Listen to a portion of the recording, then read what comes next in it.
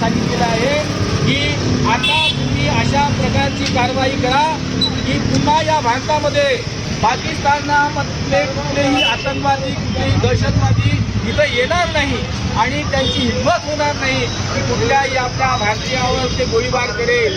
अशा प्रकारची तुम्ही कारवाई करा, अशा प्रकारची मागणी महाराष्ट्र नवनिर्माण सेनेचे अध्यक्ष सन्माननीय राजसाहेब ठाकरे यांनी केली आहे। आणि आमची अशा अपेक्षा आहे की भारताचे पंतप्रधान, भारताचे राष्ट्रपती आणि भारताचे संरक्षण मंत्री हे पूर्णपणे जे आहे या भारतीय नागरिकांच्या रक्षणासाठी जे आहे पाकिस्तानवर एवढी मोठी कारवाई करेल की पुन्हा पाकिस्तानाचा कुठलाही हल्ला भारतीयावर होणार नाही।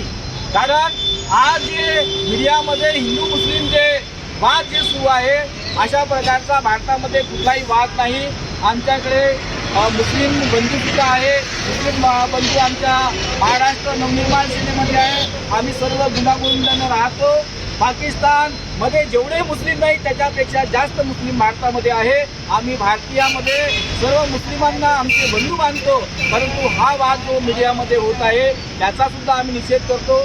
आणि 28 जे पर्यटक आपले त्याच्यामध्ये एक विदेशी पर्यटक आहे त्या सर्व मृत आत्म्यास आम्ही श्रद्धांजली अर्पण करतो। आणि याच्यानंतर अशा प्रकारची श्रद्धांजली अर्पण करण्याची वेळ भारतीयावर येऊ नये अशा प्रकारची कारवाई भारताचे पंतप्रधान, भारताचे संरक्षण मंत्री, भारताचे विदेश मंत्री आणि भारताचे राष्ट्रपती करेल अशी आम्ही अपेक्षा करतो।